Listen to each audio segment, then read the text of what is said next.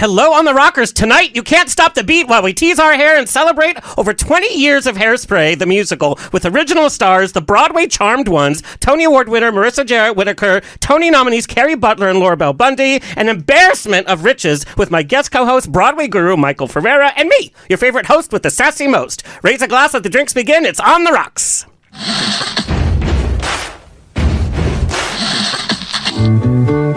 Thank you for being Boulevard. Life is a banquet, and most poor suckers are starving to death. I'd like to propose a toast.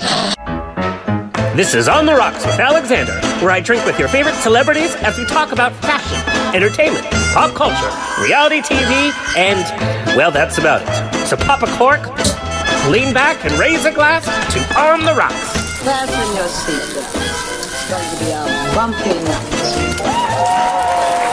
Lord have mercy, buns and bows and pantyhose. On the Rocks podcast, a place where we're too glam to give a damn. Follow us on Instagram and TikTok at On the Rocks on Air, and on Facebook, On the Rocks Radio Show. Send me an email, book me for a pride, wedding, funeral, quinceañera, bris. I don't care, I'll show up. Info at ontherocksradioshow.com. Send us your comments, your guest requests, and your guest questions. The show's presented by Straw Hut Media. You can watch and now are listening to our over 386 episodes for free. You can watch us on Apple TV, Roku, Amazon Fire TV, on the Outlet.tv app, Facebook Watch, streaming on Pride on SVTV, and on Channel 31 in Boston.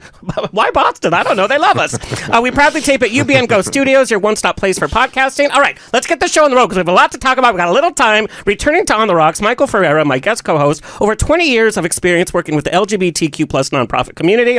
And having just attended the Paris Summer Olympics, he is currently spearheading a new organization, the Out Athlete Fund, that will help support LGBTQ plus elite athletes as they train for collegiate, national, and international competitions while providing a safe and inclusive space for the athletes and fans to gather and experience those competitions live.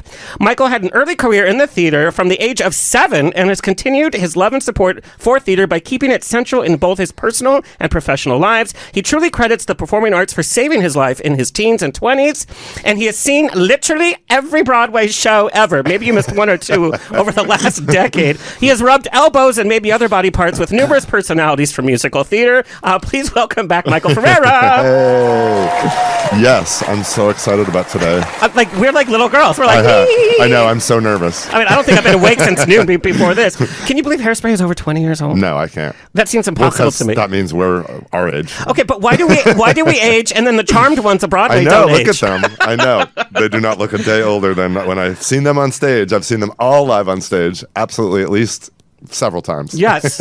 All right, well, we're going to deep dive right in. There's a new show celebrating the 20th anniversary of the original Broadway musical Hairspray, reuniting 3 of its stars that will play Beverly Hills at the Wallace for one night only, September 26th. Then it moves to Off-Broadway at New World Stages, November 2nd to December 9th. Mama, I'm a big girl now. I was saying that when I was a little kid, by the way.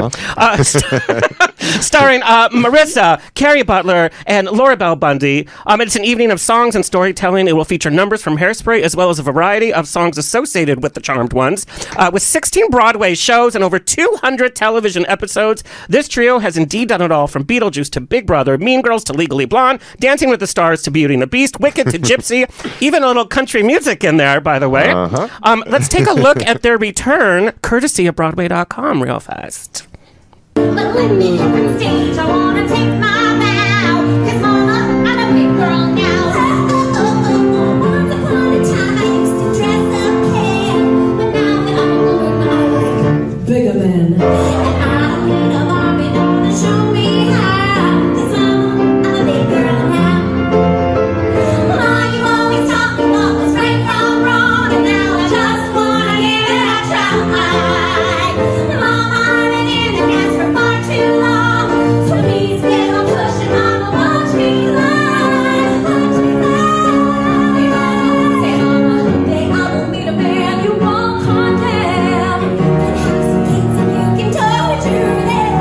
Let me be a star before I take my bow, 'cause mama, I'm a big girl now.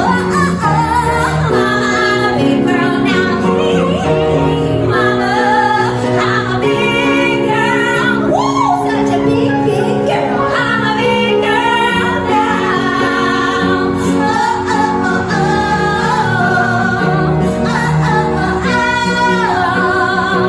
Please, mama, I'm a big girl now. Yes. The trifecta of Broadway, everybody. What I loved is this clip hit just like a day or two ago, and it's gone viral. And what I love to see is all the comments from young, older generations. People have done the show in high school. People have done the show on Broadway. Everybody loves the show. So, ladies, we're talking 2002, opening night on Broadway. You're sharing a dressing room. What is going through your minds a few minutes before curtain? Oh. I wasn't sharing a dressing room. I want to just set the record straight. But go back to your question. But they were sharing a dressing room. I had my own. Diva, Mama, I'm a big diva now. Sorry, trademarked mine. But what is going through your minds for this new musical based on a John Waters film? People were like, "What? How is this going to work?" What was going through your minds, if you can remember? A few minutes before curtain. Well, we had already done the Seattle out of town tryout. And, whenever you're in a new show, like, you don't know how it's going to take off. And after Good Morning Baltimore, our first number, we got a standing ovation there. And then we all were like, oh my gosh, we're in a hit. Yeah. It was definitely, for me, I had done theater in New York and off Broadway, but this was my very first Broadway show. So, that feeling of like, oh my gosh, it's opening night on Broadway. It was incredible. I'll tell you, the one for me, though, more than opening night, was our invited dress in New York. Yeah. That really felt like the first time I was on a Broadway stage with our audience, and they were crazy. And so was our first preview. It was nuts. And it just continued to be nuts. So by the time we got like a few weeks later and it was opening night, we were like, we got this, But there was something very special we knew from the first thing. And I remember I was little, I was 8 years old. And in one of the times I was living in New York in what I call the rat hole, but that's a whole other story. I used to watch the John Waters Hairspray movie. Yeah. Wow. Every day at lunch with my TV dinner. Crazy. And I loved John Waters. I loved Cry Baby. I loved all of his movies. My mother let me watch them. She didn't realize what was happening, that I was like a gay man trapped in the body of John Penny. But I loved it. And guess who my favorite character was? Amber Von Tussle. That's crazy. When this audition came about, which was a couple years prior for the reading, and you're saying like this John Waters, I was like so excited about it. And just hearing the music, it was instant. It was like, of course, this is going to be amazing. So there's no question that this weird John Waters movie was going to be a big fat hit, because for me, it was when I was 8. But anyway, I know for Marissa, it was a big night. I'm going to pass the baton here. Okay, but it was a big night for all of us. Right. It wasn't just a big night for me. I think I was the most surprised by how successful and exciting it was. Like in Seattle, I was like, are we crazy? Do I just think this is something I love? Like my whole process leading up to it, I was living in Los Angeles at the time, and my agents were like, don't do Hairspray. Like, don't go to a Broadway show. You're like doing TV and film. Like, it's not like, what's it going to be? Like, and I was like, no, Broadway's my dream. And like, when am I ever going to get the lead in an original Broadway show? I'm going to go do this. So I kept thinking like, I think it's great, but will they think it's great? And then, so when we were in Seattle, I was like, well, do they just think it's great because it's Seattle? And I don't know, they're just excited for good theater. They love Harvey Fierstein, So when we opened, I agree with Laura, it was our invited dress where we were like, oh my gosh, like New York even likes it. Not to say anything bad about Seattle, you guys. I love Seattle. Right. Oh, no. I'm just saying, like, some things like, I can do a little show somewhere and a lot of people love it. I go to New York and they don't care, so I don't know. But I was so excited in the first dress rehearsal where everybody came, the invited dress, which is like the Broadway community comes. And if the Broadway community loves you, you're like, because we're a jaded old community. And they were, nobody goes to an invited dress to love it. They go to be like, I wonder how good this show's going to be, Like they're ready to be like, we hear people love it. I don't know. And they were freaking loving it. And I remember like opening night being like, I'd start the show in the bed. So I would be in my dressing room by myself, hiding from everybody. And then I would walk down at 5 minutes to places and I would get put in the bed. I'd get like Velcroed locked into the Good Morning Baltimore bed. And I can hear the cast behind me doing like the circle prayer and cheering for each other with excitement. But I'm like trapped in the bed of like 5 minutes of like anxiety all by myself. And my dresser at the time would stay there and like pat my hand and give me water because I was like by myself in the bed, you know? And I remember my heart just like stopping as the music started, and it was so the curtain rose, and I'm like, well, here we go, you know, and it just like, and then it was over, you know, it was like shot out of a cannon, and it's taken me this long to want to go back to New York and do a show because Hairspray was so perfect, and for me it was everything I ever wanted in my life, so you kind of can't beat it, you know. So it's been very hard for me to do any other show and then, you know, the first 10 years people asked me to do a million shows and then they stopped asking. So now I'm very excited to join and go back to New York with my girlfriends. And this will be your first time back on a New York stage, right? Yeah. That has a little pressure, even though we know, you know, the big Tony Award winner, we've seen you on TV, but even that special moment, that has a lot of pressure to it. Thanks for pointing that out. You're welcome. Just in case you weren't feeling that already. Yeah. You know what? It's funny. I actually don't feel stressed. And now, baby, I will. Thanks to you. Thanks. But I don't because I'm with Laura and Kerry. And honestly, like they'll tell you, sometimes I completely go into the white room where I forget every word and I don't know what I'm doing. And I look at them and they're just, I mean, not helping me, just laughing at me. And I know I'm safe and in a really great place. So actually, I don't feel stressed. Maybe you'll be ringing in my ear right before I walk out on stage. But no, my girls got my back. It took Kerry and Laura and their love and their friendship and to bring my like childhood dreams and goals back on the forefront. So it's really sweet. For the three of you, what I love is, you know, when the show kind of, when you guys announced the show and you've done it, and again with the press release and the videos that have come out, so many women and so many young girls attribute the three of you, each one of you, for being such an inspiration, not only for their own career, but for their lives. And I know, Laura, female empowerment is very, very important to you.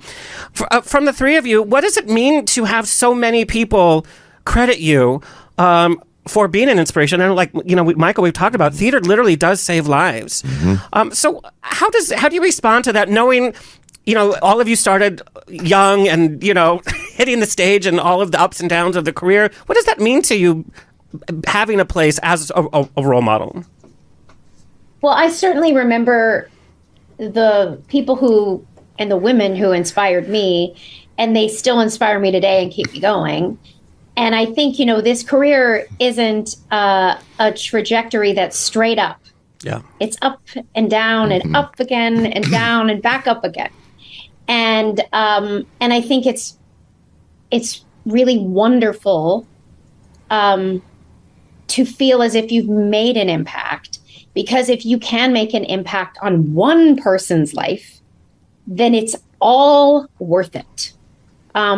Because yes, we do this because we love it and we get to play in the playground longer than most people do in life. And that's such a joy.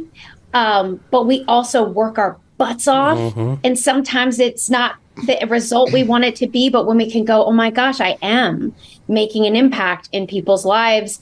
And especially for women and for women feeling empowered. And I really care about that. So it's an honor. It's an honor and a pleasure. And I take pride in it. And I hope to continue it.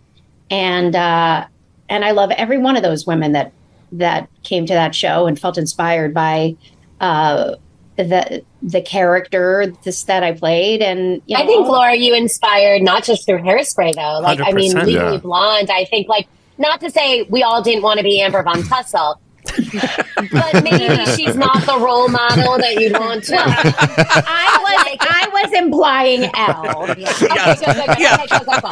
Yes. Okay, I don't know. The gays love to be an Amber. That's all I got to say. No, I would say there's like lots of Ambers, but I'm just saying, like, I was inspired by you in Legally Blonde. Like me, like you inspired me in Legally Blonde. It's so funny. And then I'm sorry, Carrie, I didn't mean to jump over you, but like both these women, it's so great when we did our little press junket. And the people that were interviewing us at that moment were, a bunch of women, like there were a bunch of women there and a lot of amazing gay men, let's be clear. And I think we inspired both. Yes. Yes. But thank you.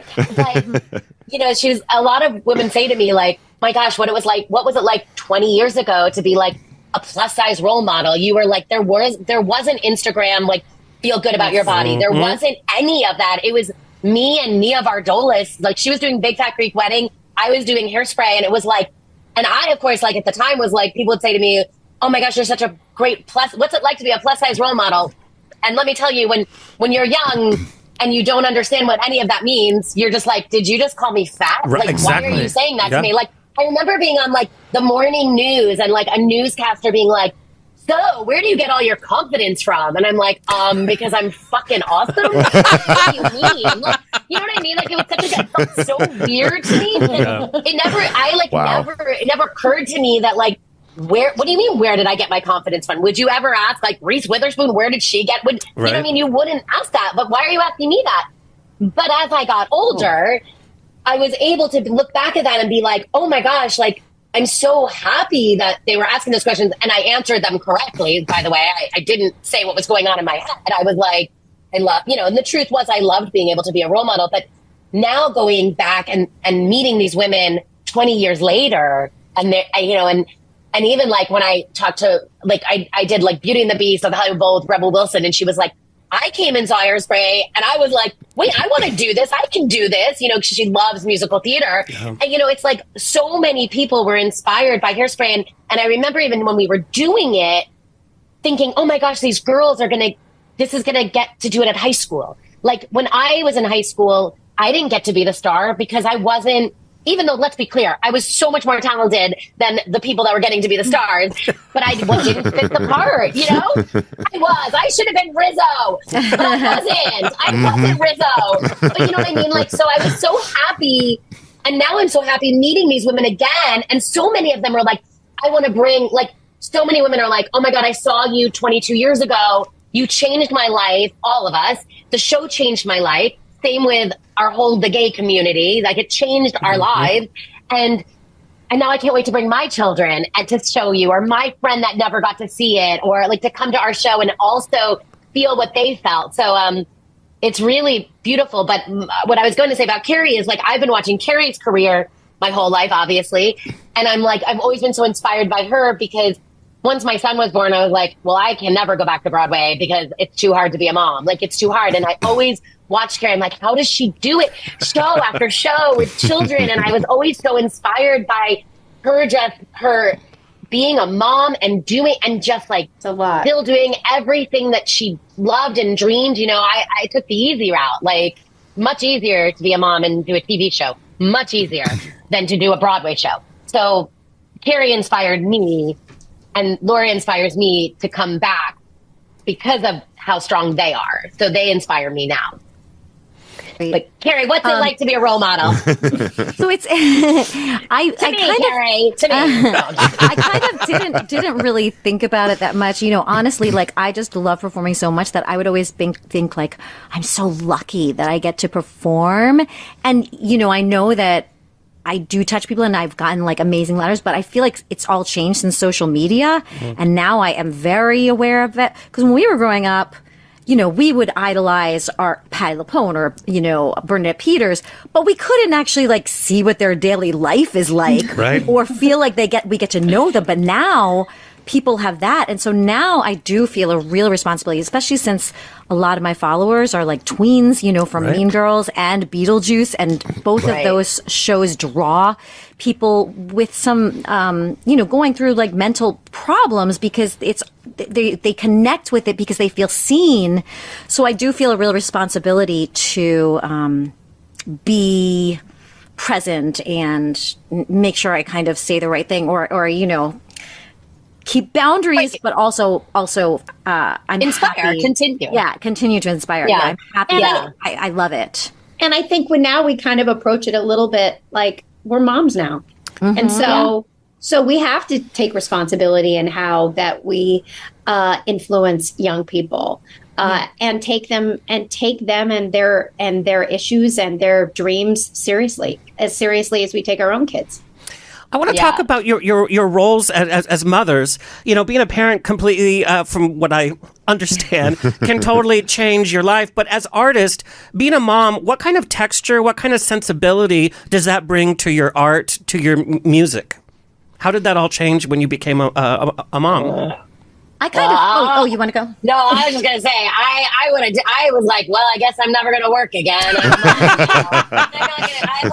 I remember driving with them and being like he was being like my son who's now 16, and he'd be being a total asshole in the backseat of the car, and I would be in carpool lane, and I was like, oh my god, I used to be somebody.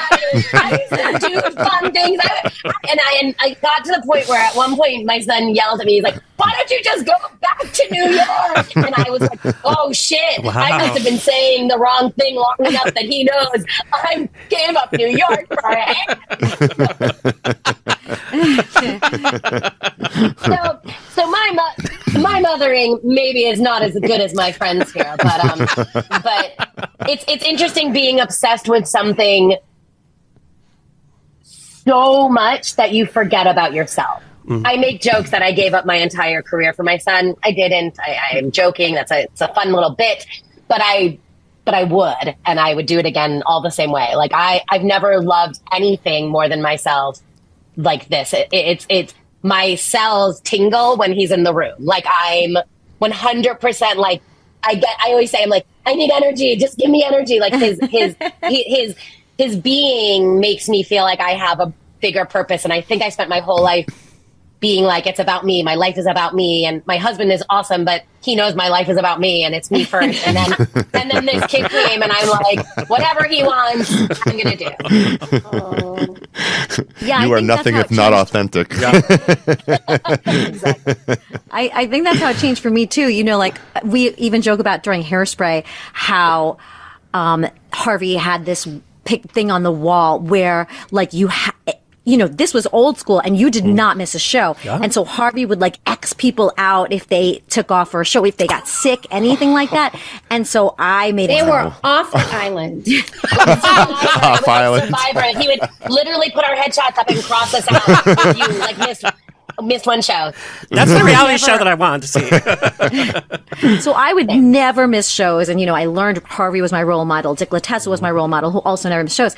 And so but then once I had kids, I was like, oh, this is hard. Like, I never see them. And so I would start negotiate, like for Xanadu, I negotiated my contract to have Sundays off. And so it's like your priorities shift. And now I have my daughter in college. So now it's like, how can I make money? I can't believe I have a daughter in college, by the way. I look at the three of you and I'm just amazed. Like, you just look just the same. It's like a L'Oreal commercial, like a Dove skincare commercial, But Laura, take it. Laura's the one though. Like I keep looking and I go because her son just turned 5. Yeah. And I'm like, I want you to know, Laura, I wouldn't be like when it's so hard. like today she's like, I'm gonna hop off because I gotta pick up the bus, and I'm like, yeah, girl, go. But I look at her and go, Laura, I wouldn't have done this when Zeb was 5. So it's incredible that she wants to hang out with us and play in the sandbox while her son is also in the sandbox. Yeah. But Laura, don't you think what has changed the most for you? Well, I mean, like you, I began to take someone before myself. And again, my husband also knows it's about me too. So, I say having a child just changed my priorities. I just was overwhelmed when I had him with how I loved this little being. And I barely knew him, but I loved him more than anything. And I would take him before anything else. And so that has shifted my priorities. I say no a lot more. I really look at, was this job that I'm auditioning for going to take me away? And I don't audition for it anymore. Yeah. You know, I just really am much more selective and much more thoughtful about my time, because it's not just, leaving him if I get the job. It's the amount of time it's going to take me to try to get the job that also takes away from my kid. I do things very differently now. I prioritize my family. I prioritize my son, and I prioritize my energy. I trim the fat. Meaning I do less things that take my energy away. I'm with less people that take my energy away, because there is only so much energy to do it all. And we're trying to do it all, right? So we're trying to, and that we're not going to do it all well. There's going to be days where, I was up all night because I had a sick kid, and I'm not going to sound that great for that show the next day. But you know what? It was worth it for my kids. So, there are sacrifices that you make, and I would make them willingly.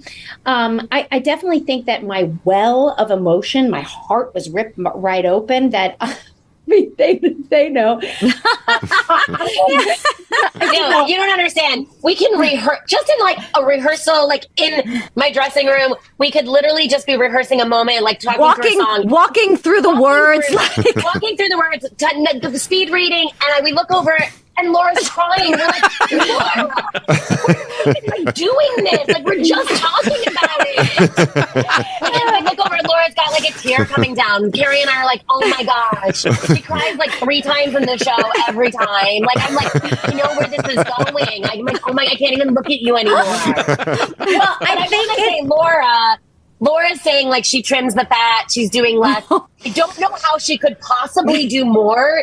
So when she says she's doing less, I don't know what she was doing years ago, because Laura's literally the busiest human I know, the most like has so much, like her schedule is so freaking packed. And I look at her every day and I'm like, you inspire me to do more than I'm doing. Like, how could you possibly do more, Laura? Yeah. But that's great, Laura, that you used to do more. Well, what I'm saying is I'm not saying yes to the crap, right? Because I have time to say yes to it. And It's not just crap. It's crap to me. It's not crap to everybody. Yeah. It's just, and if it's not a hell yes, it's a hell no, right? Mm-hmm.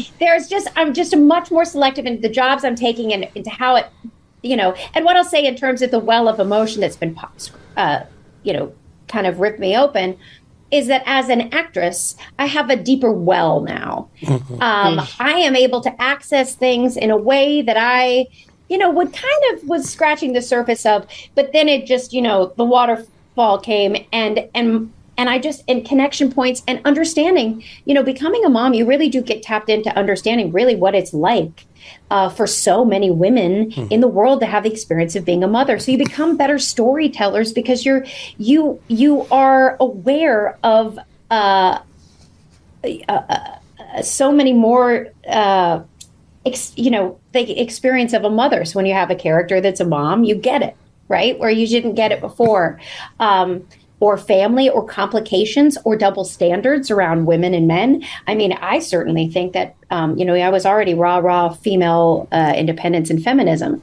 But until I became a mom and I realized what was expected of a woman as a parent versus a man, I was, oh my God. Ooh. Yeah. I mean, that is really... But also having sons, like, I know that when my son was born, I was like, my first instinct was, and I say this not proudly, my first instinct was like, oh, I'm glad it's a boy because his life will be easier than my life as a woman, as a girl. And then raising a son, I now, like, our joke is I'm like, you need to have a girl sign a letter of consent. Like, when you go in to kiss, you need to be like, is it okay if I kiss you? I'm now going to kiss you. And I'm like, literally, like, I was teaching, and inappropriately probably teaching him that at a way too early age. But I was like, him to understand, like, just the levity of like consent and, making sure you do everything, like, don't, some no means no. And, all those things, like raising a boy, like not, it's just not that you don't have to tell girls that too, but I definitely thought about raising a son that way. And it's funny though, because I have so many friends that have chosen to not be moms. And it's so interesting because I'm like, oh yeah, if you don't have the 100%, like I need to do this, yeah, don't do it. It's really fucking hard, And I have so many girlfriends that are like, I'm turning 40 or I'm 43 and I like never had the like bug to have a kid. And is there like, and I'm like, yeah, if that didn't happen, it's biology. Animal instincts kind of kick in and we're all freaking animals. And it's like, some of us wake up and we're like, I was like, I must have a child. Like my brain, my body, everything about me. And I have so many friends that are like, yeah, I don't want that. And I'm like, yeah, then don't do it because you have to be 100% in, It's That's like, right. And it's like, and I like have so many wonderful girlfriends that don't have kids and are like, I am like living my best life. So I think it is that like, it isn't for everybody, but if you wake up and you're like, I gotta have a kid, well, the only thing that's going to work is to have the kid, And I'm going to say one thing, besides the fact that also, Marissa, if Huck is like, tries to, swat my butt playfully, I said, did you ask for my consent? Yep. Mommy, do you consent? And you're like, yes I do. Yes. Do it more.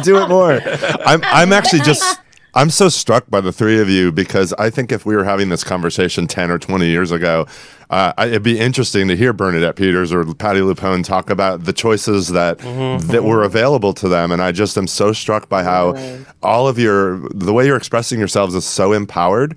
And I think, gay men pick up on that because, we've had our experience of being devalued because less than men. And so we kind of understand it on that level. And that's why we love our women so much.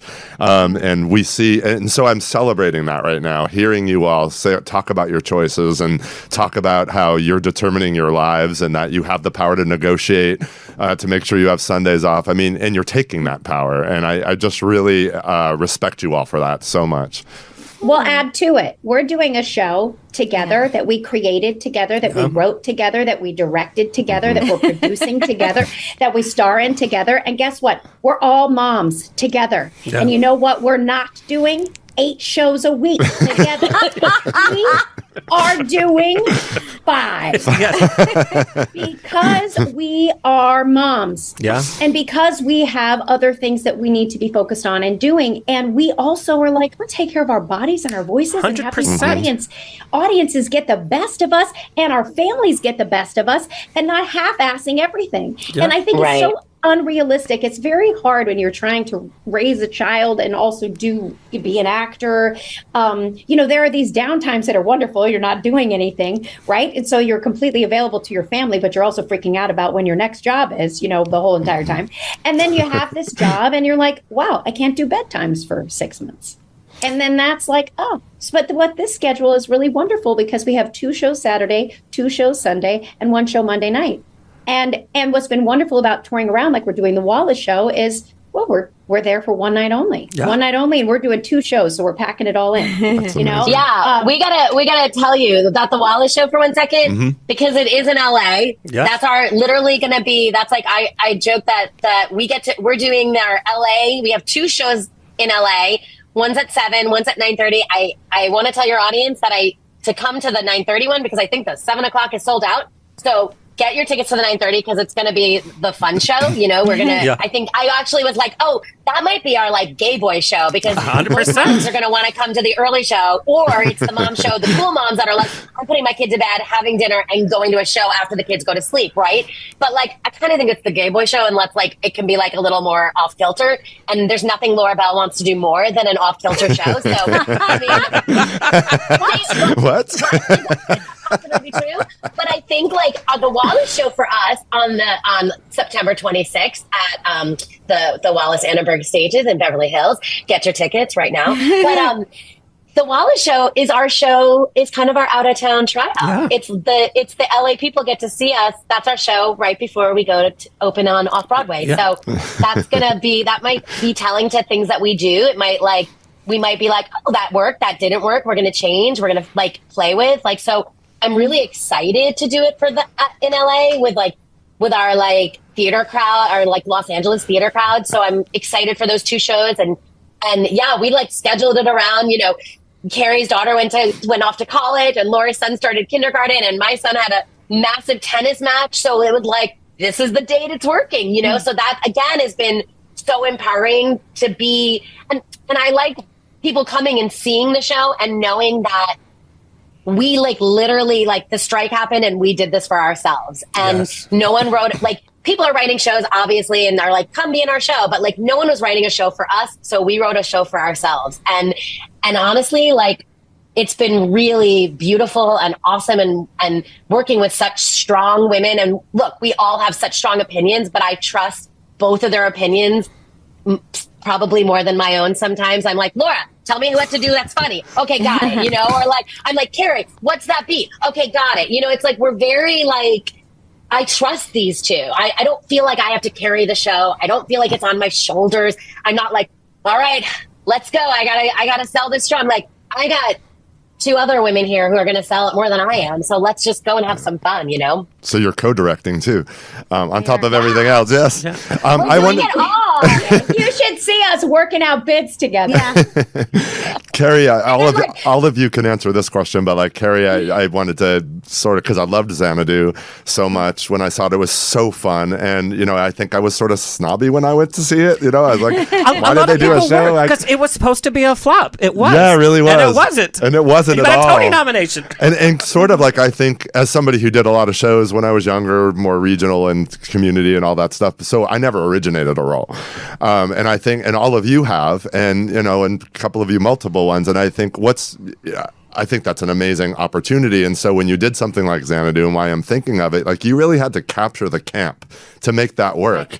And so I just, you know, wondered if you could talk a little bit about the difference between your process in originating a role versus taking on a role that's been done.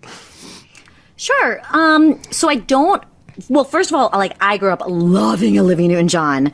So I tried to sing like her. You know, I was in Grease, all that stuff. I loved Olivia Newton-John. And so when I had done all the readings for Douglas Carter Bean before, and it really the script really transformed. And then, fun fact. They did a workshop and they offered it to Jane Krakowski because they did it with Cheyenne and Jane Krakowski because they wanted a star to sell the show. And then Jane had to drop out. So then they came back to me like, would you do it? I'm like, yeah. Yeah. And they were like, can you skate? I'm like, yeah. And my husband's like, did you just tell them you can skate? And I'm like, yeah. And he's like, we've been together for, you know, however, our entire lives, and I've never seen you skate. I was like, well, when I was 10, I used to go to roller disco birthdays all the time. So cut you being like Research. terrified. But back to your question. So I don't watch the movies. I mean, with Olivia and John, I kind of just knew, you know, I try and think of what my version of them is. And then once I have my own version of the character, then I'll go back and watch the show. So I went back and watched Olivia and John, and I really kind of thought, oh, what will the audience love, you know? And then I find it more once I'm in front of the audience. Like, that's how I found out that they loved the way I was pronouncing certain words with the Australian accent. Like, I'm a guy. And like, the more I expressed it, the bigger the laugh. And so then every time I would do it or like, you know, the breathy thing, like, Yeah. you know, so all that stuff I find out, like when I'm from watching it, I'm thinking like, oh, I wonder if that would work. And then I do it in front of the audience, and the audience kind of gives me the information. The three of you obviously have so much chemistry. We know in the entertainment business, sometimes it's very backstabby. We know in the drag and the gay world, it's very full of jealousy. But the three of you have really bonded, and over the course of decades. What is the difference between your friendships and kind of other friendships that happen in the entertainment business? What is it about the other person or the other two that builds this chemistry, this bond, this trust, this honesty? Because this is very, I have to say, unusual in an industry where the three of you have fought for stage, TV roles, you know, but you're supporting each other. Well, you know, yeah, you know, it's interesting. We're kind of like the new Golden Girls, we've decided. You know, like I'm Arabelle, Carrie's Betty White, that's kind of how we are. So, for me, I don't know what their answer is, but for me, it's just kind of been respect of who they are as people, respect of who they are as talent, respect. I respect these women so much, and yeah, like. We probably all have been up for the same roles, but if you're going to hire me, you're not going to hire Laura, you're not going to hire Carrie. Like, if you're going to hire Kerry, you have no interest in me. Like, you know what I mean? Like, I think there's like, I think that's like the girls hear me say this a lot because I like to say this to like young girls and young actors, or maybe I'll say it to the drag world as well. Yes, please. Like, there can be, I'm going to say it to the drag world, just so you guys know, there can be more than one shiny penny. Like, there can be 3 shiny pennies on stage together. Like, and when you put yourself with more talented people, you only look better. So if you had a director isn't like, I want to hire one talented person and then 3 women. I want 4 talented people. So if you're putting on a drag show, you got a good fucking drag brunch, right? Yes. Do you want to be 4 of the, you want to be like, I want Nina West and you know, like, you know, I want all of the, I want the 4 best drag queens standing next to me. I don't want lemon, and then I'm a star. No, like you can like be, it raises your talent to be with talent, you know, like Bianca Del Rio, she doesn't want to work with like shit. I mean, she might want to just be the star, but no, I'm just kidding. But you know what I mean? So I think like, I want to be with them because they only make me better. So I think that for my drag friends out there, you put 4 amazing drag queens in a drag brunch, I'm going to be there much faster than if it's just one. Yeah. Yeah. And you know what? We learn from each other. Like I've learned from both of them timing things throughout the years. Like just, you know, when you're around the talent, you sort of do, you know, take it on like osmosis. And then because as actors, you are observers. And I'll say, you know, Kerry and I have had some stories. We used to be in our dressing room that we shared together. We both get the same audition. Yes. And we'd read it with each other. I'll do it with you, and you do it with me. Wow. That's insane. I wouldn't do that. Just to be clear. That's one too far. But here's what we learned. We did it differently. Yeah. We both have a different recipe, a different comedic recipe. Even though we both have comedic timing, we kind of stress different things, and it's very natural to us. And even, you know, we have this funny moment in the show where I sing a Legally Blonde medley, and Kerry goes, "Why does that sound familiar?" Oh, because I did all of the demos for Legally Blonde. Oh, wow. No. And here's the thing, that happens. But the thing is, at the end of the day, I called Kerry when I got those demos. Kerry, I'm listening to these demos. I'm auditioning for Legally Blonde, and you sound amazing. And I'm like, thank you.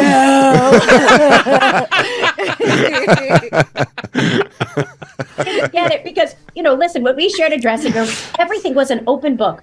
We were so excited for each other to get, because we love each other as people. And we also know whoever is meant to get the role is meant to get the role. That's their life trajectory.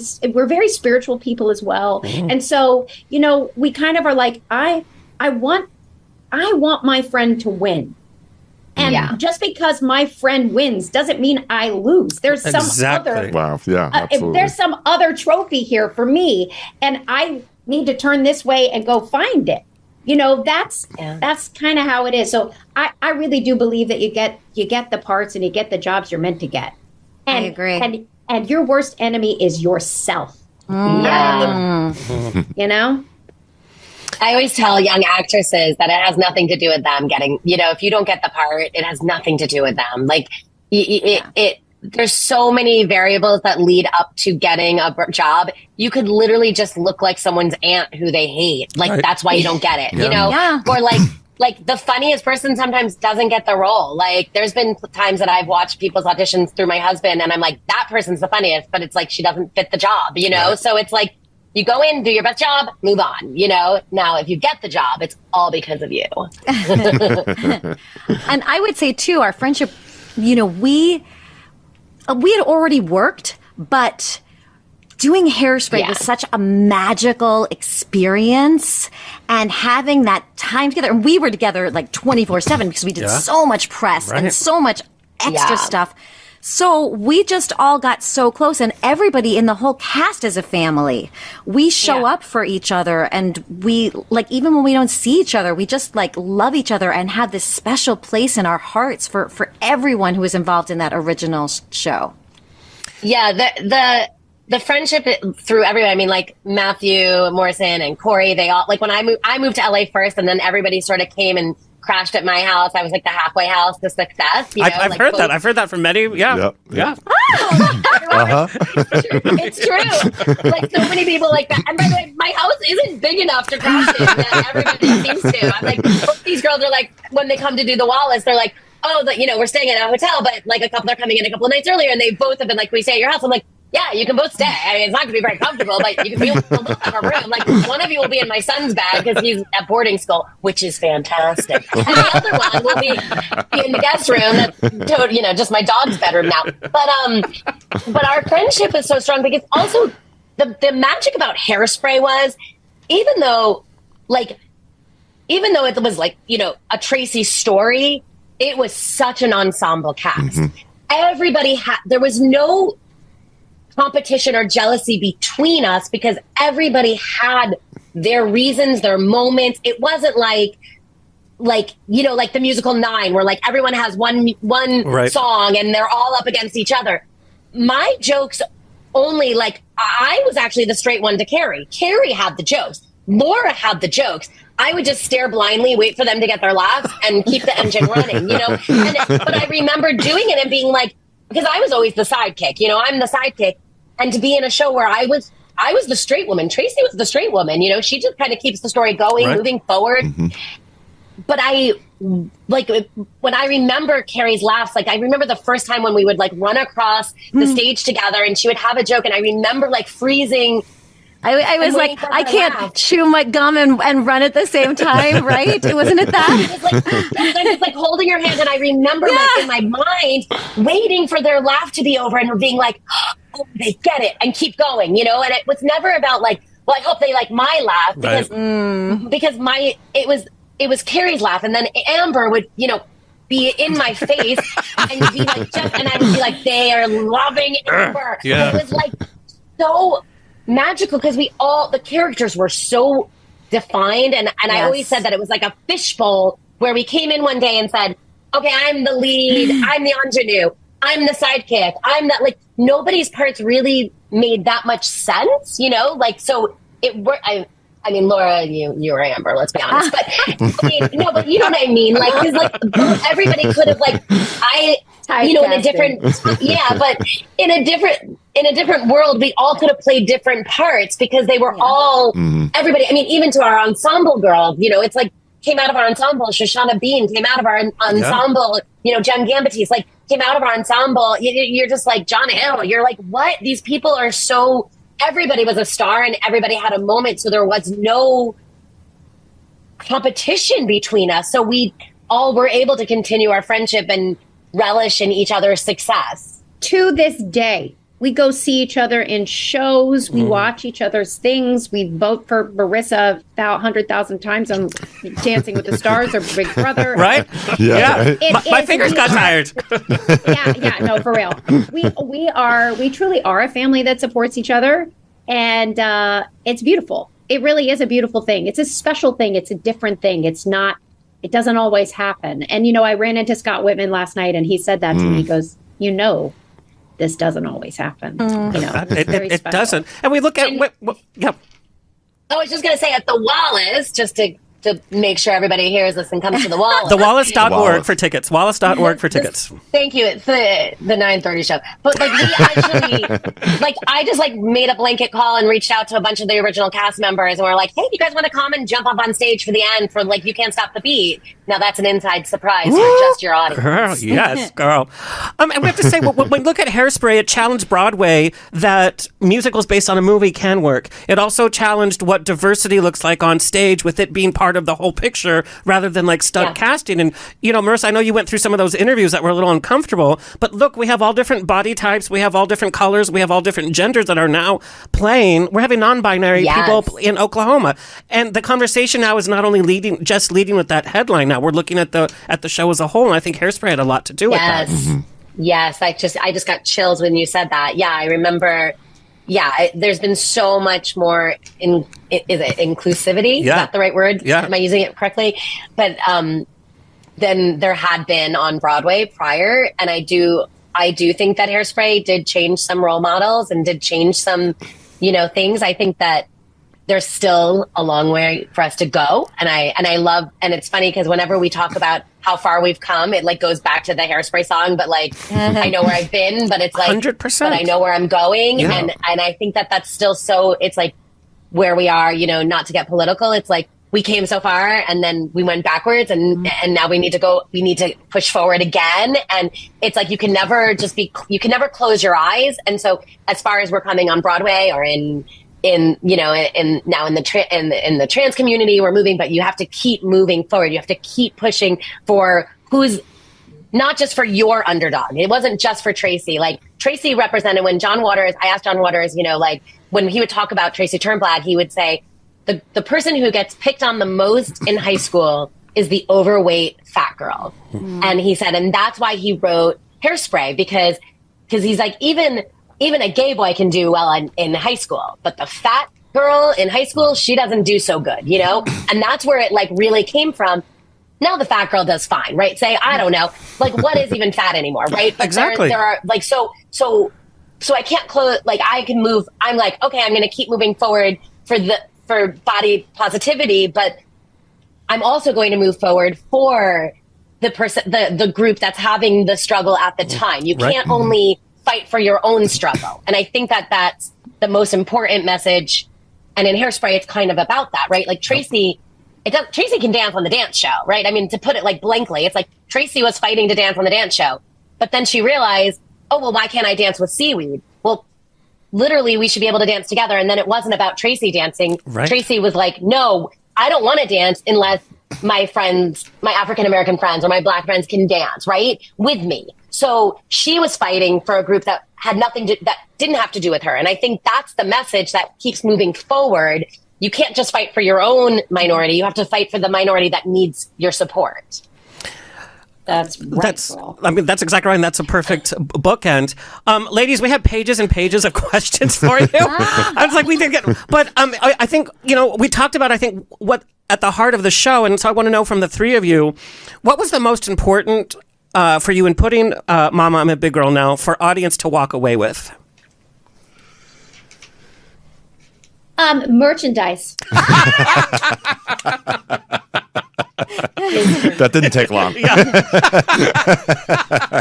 Love that. Yeah. I would say we want them to have a really good time just because after everything we've been through, with COVID and everything, politics, everything, we just want our audience to come and like feel nostalgic and feel the positivity of friendship and this amazing music and just have an amazing fun time. Yeah. I mean, they're getting the inside scoop of us. They're getting a little of the inside scoop. They're hearing our origin stories. They're hearing the story of our friendship. If you're a mom, you feel seen. Mm-hmm. Yeah. Totally. And so, I think it's like a really fun time, a good laugh, a fun time, songs that you remember and you can sing. If you liked musical theater in the early aughts, man, this is the show for you. Or if you just like any songs that gay men love and You're speaking to me. We are. I'm going to say it's funny because we are moms. We are so like, oh, we want the moms, but like when we first started working this, it was really being written for our gay audience. Yes. I was like, well, I'm going to listen. I didn't do Gypsy. I'm singing from Gypsy because you know what? I bet that's what they want to hear me sing. Yes, Queen. I right. I mean, and I do. Yeah. If you think about majority of our jokes. So we did a show in Orlando and we were like, oh, thank God our gays are over at that table. That is the truth. That is we have some hard cut laughs that if there aren't 20 gay men in the audience, we're kind of fucked. All right, you'll hear my laugh. Yeah. Thank you. My face is already hurting from just interviewing. The smile. It has been such an honor and a pleasure, and like we've said many times during the show, you have been such an inspiration. Each one of your careers, it's wow. It's all I can say. And wow upside down is mom. There you go.